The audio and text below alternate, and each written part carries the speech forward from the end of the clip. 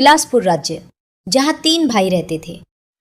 बड़े का नाम स्वामी, मंजिला का नाम रोहन और सबसे छोटे भाई का नाम था रोहित। पिताजी गुजर चुके हैं। तीनों भाई का विवाह भी हो गया। आज तीनों भाई पिता की संपत्ति का बंटवारा कर रहे हैं। देखो भाई, मैं सबसे बड़ा हूं, इसलिए मैं बंटवारे का काम करूंगा। बोलो, तुम लोगों को मंजूर है? भैया, मैं तो मंजिला हूँ। आप जो बोलोगे मुझे स्वीकार है। भैया, आप दोनों तो मेरे बड़े भैया हो, मैं तो सबसे छोटा हूँ। आप लोग जो फैसला करोगे मैं उसे स्वीकार कर लूंगा। पिता के जाने के बाद आप दोनों को मैं पिता स्वरूप मानता हूँ। तो फिर ठीक है, सबसे पहले हम खेतों का बंटवारा करते हैं। देखो भाई, हमारे पास 2 खेत हैं और 1 मेड है। हम लोग 3 भाई हैं, इसलिए 2 खेत में से 1 मैं और 1 मंजिला रोहन का होगा, और बचा मेड छोटा भाई यानी कि रोहित का होगा। अरे वाह, बहुत अच्छा निर्णय है भैया, मुझे मंजूर है। कहो रोहन, तुम तो चुप हो गए, क्या तुम्हें मंजूर नहीं? नहीं नहीं भैया, आप जो कहेंगे वो मुझे मंजूर है। अच्छा तो ठीक है, अब बारी आती है हमारे पिताजी द्वारा लगाए गए आम के पेड़ का। चलो अब आम के पेड़ के पास चलते हैं। अब तीनों भाई आम के पेड़ के पास आते हैं। आम के पेड़ में 2 डाली हैं। दोनों डालियों में आम के फल लदे हुए हैं। देखो भाई, ये है आम का पेड़। अब इसका बंटवारा भी कर लेते हैं। देखो, इसमें 2 डाली हैं और 1 जड़ है। इन 2 डाली में से 1 डाली मेरा होगा और 1 रोहन का होगा और जड़ विक्रम का होगा। बहुत अच्छा भैया, ये फैसला भी मुझे मंजूर है। आप लोग तो बड़े हो, मैं तो सबसे छोटा हूँ। मैं भला आप लोगों के बात को कैसे टाल सकता हूँ? मुझे भी मंजूर है भैया। अब तीनों भाई घर के पास आते हैं। अब घर का बंटवारा भी होना है, तो फिर ठीक है, अब बारी आती है इस घर की। इस घर में 4 कमरे हैं और 1 छत है। 2 कमरा मेरा होगा और 2 कमरा रोहन का, और जो खप्पर का छत बच जाएगा वो रोहित का होगा। स्वामी के इस फैसले से रोहित बहुत दुखी हो जाता है। फिर भी बड़े भाई का फैसला मानकर वो कुछ नहीं कहता है। इस तरह घर का बंटवारा भी पूरा हो जाता है। अरे भैया, खेत, पेड़ और घर के बाद और एक जरूरी चीज तो आप भूल ही गए। अरे रोहन, वो क्या जरूरी चीज है जो मैं भूल गया हूँ? क्या तुम मुझे याद दिला सकते हो? भैया, पिताजी ने हम तीनों भाइयों के लिए कुछ रुपए पैसे भी तो छोड़ दिए हैं। आप उसे कैसे भूल सकते हो? अरे हाँ, याद आया। जरा रुको, मैं अभी लेकर आता हूँ। बड़ा भाई स्वामी घर के अंदर से एक मटका लेकर आता है, जिसमें कई सिक्के भरे थे और उनमें से कुछ पुराने जमाने के सिक्के भी थे। देखो, इसमें से 2 प्रकार के सिक्के हैं। एक जो अभी वर्तमान में चल रही हैं, वहीं दूसरा जो हमारे दादा के दादा जमाने के हैं, यानी कि बहुत पुराने जमाने के सिक्के हैं, जो कि कुछ अजीब धातुओं के। तो भैया, अब इन सिक्कों का कैसे बंटवारा करोगे आप? तो सुनो, अभी के जमाने में जितने भी सिक्के चल रहे हैं, उन सिक्कों को मैं और मंझला भाई रोहन का होगा, और जो सिक्के बहुत पुराने हैं, जो कि पुराने धातुओं से बनाए गए हैं, वो रोहित का होगा। इस तरह दोनों भाई रुपए पैसे को भी ले लेते हैं। देखो रोहित, पुराने जमाने के सिक्के में सिर्फ 50 ही सिक्के खन बचे हुए हैं। तुम चाहे तो इन 50 सिक्कों को ले जा सकते हो। और बहुत ही पुराने जमाने के 50 सिक्के रोहित को देते हैं। भैया, आप दोनों तो सारे रुपए पैसे ले लिए। अगर मेरे तकदीर में सिर्फ ये 50 रुपए ही लिखा है, वो भी पुराने समय के, तो मैं उसे स्वीकार करता हूँ। रोहित अपने हिस्से के 50 सिक्कों को लेकर घर के अंदर जा ही रहा था कि तभी बड़ा भाई रोक कर कहता है। रोहित अपने हिस्से के 50 सिक्कों को लेकर घर के अंदर जा ही रहा था कि तभी बड़ा भाई रोक कर कहता है। अरे रोहित, तू पगला गया है क्या? तूने सुना नहीं, बंटवारा हो गया है। अब इस घर में हम रहेंगे। तुम्हारा हिस्सा तो छत में है, तुमको तो बंटवारा छत में दिया गया है। अब तुम उस खप्पड़ छत में जाकर रह सकते हो।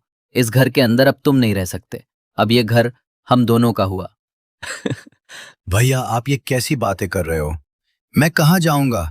मेरा तो अभी अभी शादी हुआ है, मैं कहाँ रहूंगा भैया? अरे रोहित भाई, ये तो तुम्हें पहले सोचना था ना, जब बंटवारा चल रहा था। अब पछताए क्या करें, जब चिड़िया चुग गई खेत। दोनों भाई ने रोहित और उसकी पत्नी को घर से धक्के मारकर बाहर कर देते हैं। वहीं दोनों पति पत्नी गांव के तालाब किनारे अपनी एक छोटी सी कुटिया बनाकर रहने लगे। हे भगवान, ये हमारे साथ क्या हो रहा है?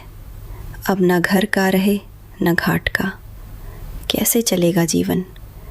2 वक्त की रोटी तो छोड़ो, 1 रोटी भी नसीब में नहीं होगा। अब रोते हुए जाओ, जी भर के रोते रहो। अकल तो तुम्हारी घास चढ़ने गई थी, मेरी मति मारी गई थी जो मैंने तुम्हारे साथ विवाह किया। मेरी तो किस्मत ही खराब है। बड़े भाई बोलकर तुमने कुछ ज़्यादा ही इज्जत दे दी। देख लिया नतीजा, अब भुगतो। राधा, वो दोनों मेरे बड़े भाई थे। अब बताओ भला मैं उनसे कैसे सवाल जवाब करता। अच्छा, तुम्हारे बड़े भाइयों ने तो अपने छोटे भाई के लिए कुछ नहीं सोचा, सब कुछ तो रख लिया। तुम्हारे हिस्से में क्या दिया है? खेत के नाम पर मेड़ दिया है और पेड़ के नाम पर जड़ दिया है, घर के नाम पर छत दिया है और पैसे के नाम पर ये आदम जमाने के 50 सिक्के दिए हैं। अब मैं क्या करूं राधा, अब तो मेरे पास कुछ भी नहीं है। एक काम करता हूं, मैं ज्वेलरी के पास इन पुराने सिक्कों को लेकर जाता हूं। शायद इन सिक्कों के बदले मुझे कुछ नया सिक्का मिल जाए। रोहित बड़ी उम्मीदों के साथ उन 50 सिक्कों को लेकर सोनार के पास जाता है। अरे रोहित, तुम यहाँ? बताओ कैसे आना हुआ? लाला जी, मेरे पास ये सिर्फ 50 सिक्के ही हैं। क्या आप इन सिक्कों के बदले मुझे कुछ नए सिक्के दे सकते हैं? अरे रोहित, ये सिक्के बेकार हैं, अब ये चलने में नहीं रहा। भला तुम्हें इन सिक्कों के बदले कौन पैसे देगा? सच में तुम बहुत भोला हो। हे भगवान, मैं तो बर्बाद हो गया, मेरा सब कुछ लुट गया। अब देखो रोहित, मैंने भी तुम तीनों भाइयों के बंटवारे की बात सुनी है, सुनकर बहुत बुरा लगा। दोनों भाइयों ने तो सब कुछ ले लिया और बदले में तुम्हें कुछ नहीं दिया। ऊपर से उन निर्दयी भाइयों ने तुम्हें घर से भगा भी दिया। हे भगवान, ऐसा भाई तो दुश्मनों को भी ना मिले। अभी क्या करूं लाला जी, लगता है मेरी तकदीर में कुछ नहीं है। मेरा मर जाना ही ठीक है। तुम्हारी ये दुख मुझसे देखा नहीं जाता रोहित, पता नहीं क्यों। वैसे तो मैं किसी के ऊपर दया नहीं करता, फिर भी तुम्हारा दुख देखकर मेरे जैसे कठोर दिल भी आज पिघल गया। एक काम करो रोहित, कल से तुम और तुम्हारी पत्नी मेरे खेतों पर काम करो। मैं जितना मजदूरी दूसरे मजदूरों को देता हूं, उससे ज्यादा मजदूरी मैं तुम दोनों को दूंगा।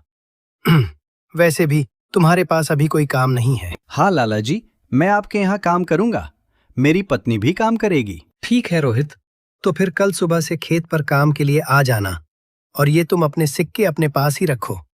शायद यही तुम्हारी 50 रुपए की तकदीर वाली निशानी है। रोहित उदास होकर वापस अपनी कुटिया पर आता है। रोहित की पत्नी रास्ता देख रही थी। रोहित अपनी पत्नी के पास आकर सारी बातें बताने लगता है। अब यही दिन देखना बाकी था, अब हमें दूसरे के खेतों में काम करना पड़ेगा। हाय रे मेरी किस्मत। अब देखो राधा, तुम ज्यादा ज्ञान मत दो, हमें काम मिला है, कल से हमें काम पर जाना है। इस तरह दिन गुजरता गया। रोहित और राधा अब लाला जी के खेतों पर काम करने लगे। रोजी रोटी का एक जरिया उन्हें मिल गया। खेतों पर फसल लहलहाने लगी। अरे भैया, इस साल तो हमारा फसल बहुत अच्छा हुआ है। हाँ लाला जी, इस साल तो बहुत ज्यादा फसल हुआ है, इस साल बहुत आमदनी होगा। अब चलो भैया, अब घर चलते हैं, कल सुबह फिर आएंगे। अरे राधा, देखो सुबह से दोपहर हो गया है, खाने का वक्त आ गया है, चलो कुछ खा लेते हैं। वैसे आज खाने में क्या है राधा? घर में जो भी थी रूखी सूखी सब ले आई हूँ, जाकर ठूसो। अरे राधा, क्या हुआ? तुम अचानक खाना क्यों बंद कर दी? थके हारे रोहित और राधा दोनों बैठकर खाना खाने लगते हैं। अरे राधा, क्या हुआ? तुम अचानक खाना क्यों बंद कर दी?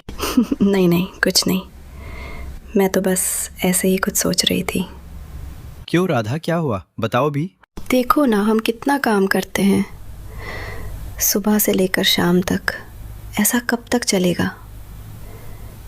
क्या तुम्हें नहीं लगता कि हमारा कोई संतान भी हो जो बुढ़ापे में हमारा सहारा हो? हाँ राधा, बार बार मैं भी यही सोचता हूँ, पर क्या करें, ये सब हमारे हाथ में नहीं, ये तो ऊपर वालों के हाथ में है।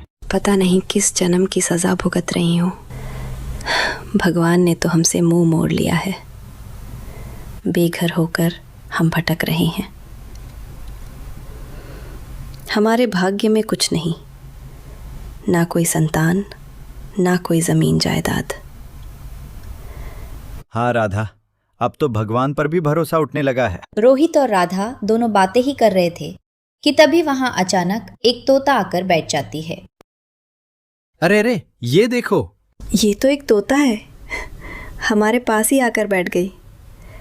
लगता है इसे भूख लगी है, हमें इसे कुछ खाने को देना चाहिए। हाँ राधा, तुम इसे कुछ खिला दो, शायद भूख के मारे यहाँ आ गया होगा। राधा ने उस चिड़िया को कुछ चावल दे दिए। तोता कुछ देर राधा को देखती रहती है, फिर तोता उस चावल को खाकर उड़ जाती है। सुनिए जी, ये फावड़ा उठाओ और मेरे साथ चलो। पर कहाँ तुम फावड़ा लेकर कहाँ जाने की बातें कर रही हो? ज़्यादा सवाल जवाब नहीं, मेरे साथ चलो। आज कुछ ज़रूरी काम करनी है। क्या कोई ज़रूरी काम, वो भी इस वक्त रात को? हाँ जी, आज हम वो काम करने जा रहे हैं जिसे आपको पहले ही कर लेना चाहिए था। राधा के कहने पर रोहित फावड़ा उठाता है।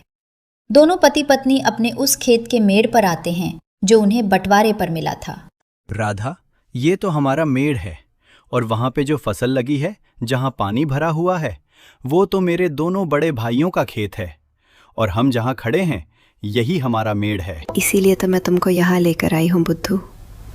और सुनो, आप इस मेड़ को अभी के अभी तोड़ दो। ये क्या कह रही हो तुम? इससे तो मेरे दोनों भाइयों के पूरे फसल बर्बाद हो जाएगा। बिना मेड़ के भला खेती कैसे हो सकता है राधा? ये समस्या तुम्हारे भाइयों का है, ये मेड़ उन सब का नहीं, हमारा मेड़ है। याद आया तुमको? तुम्हारे भाइयों ने तुम्हें मेड़ दिया था, तो अब हमारी मर्जी, तोड़े या रखे। अरे वाह राधा, वाह, मुझे पता नहीं था। तुम तो बड़ी होशियार हो। अब मुझे समझ में आ गया। इस तरह राधा और रोहित ने खेत के सारे मेड़ को तोड़ दिया, जिससे खेतों से पानी बह गया और फसल बर्बाद हो गया। अगली सुबह जब दोनों भाई खेत पर पहुंचते हैं, हे भगवान, ये क्या हो गया? हमारे सभी फसल तो बर्बाद हो गया। कितनी अच्छी फसल लगी थी। सोचा था इस साल सोने के गहने लूंगा, पर सपना सपना ही रह गया। अरे भाई, हम दोनों तो बर्बाद हो गए। कितनी अच्छी फसल लगी थी, अब बिना पानी से सब सूख गया। भला अब फसल कैसे होगी? अरे भैया, वो देखो, खेत का मेड़ को किसी ने तोड़ दिया है। जब मेड़ ही नहीं है तो खेत में पानी कहाँ रहेगा, और हम सिंचाई कैसे करेंगे? जरूर ये काम रोहित का होगा, जरूर उसने होशियारी की होगी। स्वामी और रोहन दोनों रोते हुए घर को आते हैं। घर आकर अपनी पत्नियों को सारी कहानी बताने लगते हैं। अरे ये क्या हो गया? देखो जी, मेरी बात सुनो। अगर फसल बर्बाद हो गया है तो कोई बात नहीं, हमारा आम का पेड़ तो है। हाँ, तुमने बिल्कुल सही कहा, पर अभी आम पकने को कम से कम 12 से 15 दिन और लगेगा। हाँ भैया, जब आम पक जाएंगे तो हम उसे बाजार ले जाकर अच्छे पैसे कमा सकते हैं। हाँ रोहन, तुम बिल्कुल ठीक कह रहे हो। अब यही एक रास्ता बचा है, वरना हम सब भूखे मर जाएंगे। सुनो जी, आज रात हमें और एक काम करना है। अरे राधा, तुमने तो कमाल कर दिया, मेड़ तोड़ दिया। जैसी करनी वैसी भरनी, ये उन्हीं के कर्मों का फल है। अरे राधा, इस बार क्या करना है? अरे बुद्धू, तुम अब देखते जाओ, वो तुम्हें शाम होने के बाद ही बताऊंगी। जैसे ही शाम हुआ, राधा और रोहित दोनों कुल्हाड़ी लेकर उस आम के पेड़ के नीचे पहुंच जाते हैं जो उन्हें बंटवारे पर मिला था। हाँ राधा, यही तो बंटवारे वाला आम का पेड़ है। एक डाल पर बड़े भैया और एक डाल पर मंजला भैया का अधिकार है। तो फिर हमारा हिस्सा कौन सा है? अरे राधा, मैंने तो पहले ही तुम्हें बता दिया था कि हमारा हिस्सा सिर्फ जड़ है, इसके अलावा और कुछ भी नहीं। तो फिर ठीक है, इस पेड़ का जड़ तो हमारा है, इसलिए इस जड़ को रखे या काटे हमारी अपनी मर्जी। दोनों पति पत्नी आम के पेड़ को काट देते हैं। आम का पेड़ नीचे जमीन पर गिर जाता है। एक जोरदार आवाज होता है। स्वामी और रोहन दौड़कर पेड़ के पास आते हैं। अच्छा, तो तू है रोहित, तू हमसे बदला ले रहा है। आज तो तेरा खैर नहीं, तुझे तो इसकी सजा जरूर मिलेगी। किसको सजा मिलेगा? ये जड़ तो हमारे हिस्से में आया था, तो फिर इसे हम रखे या काटे, इससे तुमसे क्या मतलब? अरे रुको भैया, हम इन दोनों को मुखिया के पास ले चलते हैं और इनको कोड़े की मार वाला सजा दिलवाते हैं। हाँ, बिल्कुल ठीक कहा रोहन तुमने। रोहित और राधा को दोनों भाई रात भर कमरे में बांधकर रखते हैं। जैसे ही सुबह होती है, उन दोनों को मुखिया के पास लेकर जाते हैं। मुखिया साहब, इन्होंने हमारे साथ बहुत गलत किया। इन्होंने हमारे खेत को बर्बाद कर दिए और हमारी आम के पेड़ को भी काट दिए। अब तुम लोग कहो तुमने क्या किया है इन लोगों के साथ। जो भी कहना सच कहना। अगर कुछ भी झूठ कहा तो तुम्हें बहुत बड़े दंड मिलेगा। फिर राधा और रोहित ने दोनों मिलकर मुखिया को सब सच बात कहने लगे। मुखिया बात को ध्यान से सुन रहे थे। फिर सारे बात अच्छे तरीके से सुनने के बाद मुखिया को सब सारे सत्य पता चल चुका है।